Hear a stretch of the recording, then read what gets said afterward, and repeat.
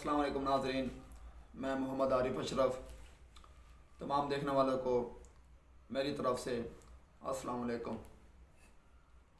ناظرین، آج جو ہم نے بات کرنی ہے وہ بات بہت امپورٹنٹ ہے ہمارے لیے، تمام پاکستانیوں کے لیے۔ میرے جیسا بندہ، مڈل کلاس کا بندہ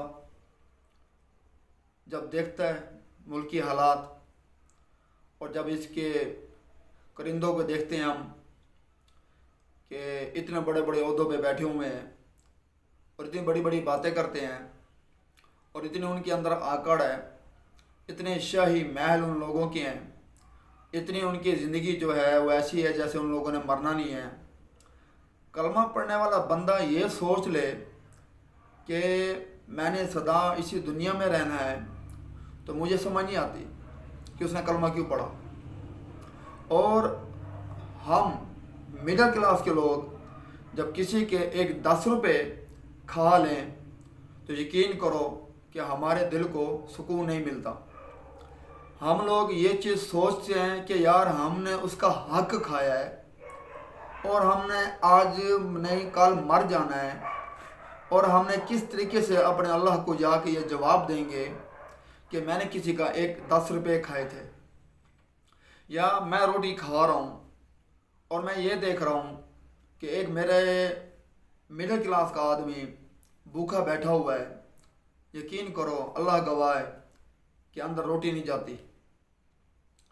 ہمارے ملک میں پچھلے چند دنوں میں، چند مہینوں میں اور تقریباً 1-2 سالوں میں ایک نیا ڈرامہ، نیا پنڈورا باکس جو ہے نا وہ کھولا جا رہا ہے پاکستان کے اندر، کہ جو بات آپ لوگوں کی مان لی جائے، یعنی کہ ان کی جو ہمارے سربراہ ہیں اس ملک کے، تو آئین ہے، اور جس بات میں آپ اس سے اختلافات کرو گے تو سمجھو کہ آپ نے آئین شکنی کی ہے۔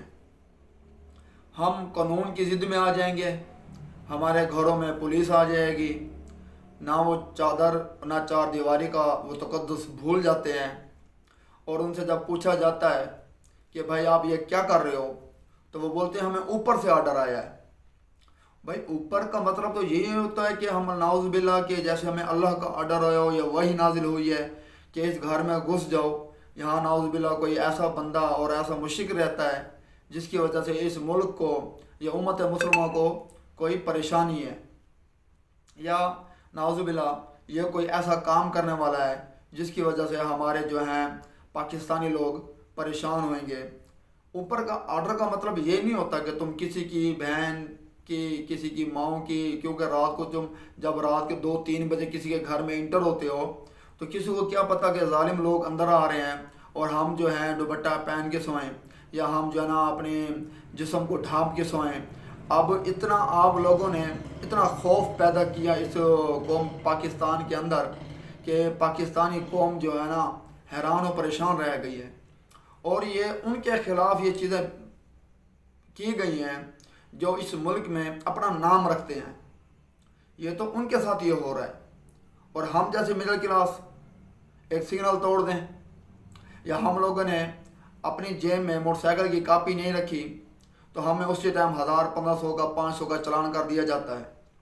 اور اگر ہم نے کسی پولیس والے سے پوچھ لیا ہے کہ بھائی یہ راستہ کدھر جاتا ہے، تو وہ سمجھ جاتا ہے کہ بھائی اس علاقے میں یہ بندہ نیا ہے، اس کو پکڑ لو، اور اس کو بلیک میل کرتے ہیں اور یہ کہتے تم کہاں سے آئے ہو، تمہارا نام کیا ہے، اور یہ جو تمہارا ساتھ ہے یہ کون ہے۔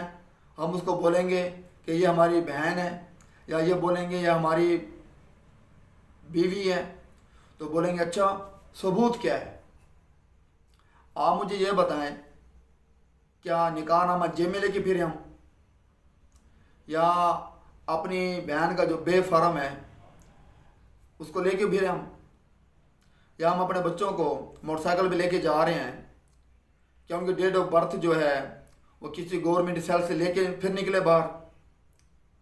آپ کا قانون اور آئین کیا کہتا ہے، اور یہ آئین ہے کیا چیز؟ یہ کیا ہم مڈل کلاس والوں کے لیے بنا آئین جس کی ڈیفینیشن کا کسی کو پتہ ہی نہیں ہے، آپ اس کو سمجھاتے ہیں آپ نے آئین توڑ دیا۔ کیا آئین توڑ دیا؟ ملک تو تم لوگوں نے توڑ دیا۔ اور کتنے عرصے سے گیم چلی آ رہی ہے. پہلے ہم لوگوں کو بانٹا گیا پختون میں، پنجابی میں، سندھی میں، بلوچوں میں. یہ 4 دھڑے کر دیے، 4 صوبے 4 دھڑے. پھر اس سے جب معاملہ تھوڑا سا ہلکا ہونے لگا، لوگوں کو سمجھ آنے لگی، تو آپ لوگوں نے ایک نیا پنڈورا باکس کھول دیا. فرقہ وارایت، اہل سنت کو اہل تشیع کے ساتھ، اہل تشیع کو دیوبندیوں کے ساتھ، دیوبندیوں کو بریلویوں کے ساتھ. یہ اپنے پنڈورے باکس انہیں کھول دیا چندہ اکٹھا کرنے کے لیے. اور پھر جب اس سے زیادہ امت زیادہ سمجھدار ہونے لگی تو پارٹیاں بن گئی، سندھ کی علیحدہ، بلوچستان کی علیحدہ، پنجاب کی علیحدہ اور KPK کی علیحدہ. اب جب گورنمنٹ بنتی ہے تو پنجاب والے پنجاب میں حکومت کرتے ہیں، بلوچستان والے بلوچستان میں حکومت کرتے ہیں، اور سندھ والے سندھ میں حکومت کرتے ہیں، اور KPK والے KPK میں حکومت کرتے ہیں. یعنی کہ پھر بھی 4 حصوں میں بانٹا ہوا ہے ہمیں. فوج ہماری ایک ہے، ہمارے مزائل ایک ہیں، ہمارا ایٹم بم ایک ہے، ملک ہمارا پاکستان ہے. اور اس کے چھرے کے ساتھ جو آپ لوگوں نے تربوز کی طرح اس کے 4 حصے کیے ہوئے ہیں، اس کی سمجھ نہیں آ رہی ہمیں کیوں کیا جا رہا ہے ایسا. کچھ ہم نے سبق نہیں سیکھا. آپ لوگ ماشاءاللہ پڑھے لکھے اور باشعور، اور اللہ نے آپ کو اتنی عزت دی ہے کہ آپ ایک عہدوں پہ ہو، اور آپ لوگ جب یہ چیزیں سوچ کے چل رہے ہو، میں حیران اور پریشان ہوں کہ جب ایک غریب بندہ، اس کا قصور ہے یا نہیں ہے، جب وہ جیل میں جاتا ہے اور وہ قسمیں کھاتا ہے، قرآن کی قسمیں کھاتا ہے، اس کی بات پہ یقین نہیں کیا جاتا. کہتا بیٹا جیل میں آنے کے بعد سب ہی اچھے ہوتے ہیں. کیا مطلب اس کا؟ یعنی کہ مسلمان ہونے کی کوئی حیثیت ہی نہیں رہ گئی اب. یعنی کہ جو بندہ، جو غریب اللہ کی قسم کھا رہا ہے اور قرآن کی قسم کھاتا ہے، مگر پھر بھی اس کی بات پہ یقین نہیں کیا جاتا. یقین صرف اس بات پہ کیا جاتا ہے کہ یہ بتا تو کرتا کیا ہے. وہ کہتا مزدوری کرتا ہوں. اچھا، اور بھائی کتنے ہو؟ جی 3 بھائی ہیں. ان کی کیا نوکری ہے؟ یعنی کہ پوری ڈیٹیل لیتے ہیں کہ یہ بندہ کتنے پیسے بھر پاتا ہے، یا ہم اس سے کتنے پیسوں کی ڈیمانڈ کر سکتے ہیں جو یہ آسانی سے دے سکے. کم سے کم غریب بندے سے 1 لاکھ کی ڈیمانڈ کر دی جاتی ہے کہ اگر آپ نے یہاں سے نکلنا ہے تو 1 لاکھ روپے دینا پڑے گا. وہ بولے گا بھائی میرے پاس تو 1 لاکھ ہے ہی نہیں، میں کہاں سے دوں گا. وہ کہتا ہے اچھا. ایک اور کالی شکل والا، کالی وردی والا ایک حوالدار باہر کھڑا ہوتا ہے، اس کو اشارہ کر دیا جاتا ہے کہ اب اس کا ذرا 1 لاکھ روپے کیسے نہیں ہوتا، یہ تو نے کرا کے دینا ہے. تو وہ کیا کرتا ہے، وہ ساری رات اس کو سونے نہیں دیتا غریب کو. ساری رات اس غریب کو جو ہے کبھی کوئی سی سزا دے گا، کبھی کوئی سی سزا دے گا. اور جب وہ دیکھے گا کہ مجھے خود کو نیند آ رہی ہے اور یہ غریب تھک نہیں رہا، تو پھر وہ کیا کرے گا، وہ قیدیوں سے بول دے گا. قیدیوں کو بولے گا اگر یہ بیٹھ گیا اور اس نے سزا صحیح نہ کی پوری تو میں تم سب لوگوں کو اٹھا کے کھڑا کر دوں گا، اور اس کے ساتھ ساتھ تم بھی یہ سزا لو گے. اور گالیاں ایسی دیتا ہے، وہ ایسی گالیاں دیتا ہے کہ شریف بندہ بھی جب جیل سے باہر آتا ہے وہ سب سے زیادہ دنیا داری جو سمجھ کے آتا ہے وہ جیل میں سے سمجھ کے آتا ہے. تو آئین کس کے لیے بنایا گیا ہے؟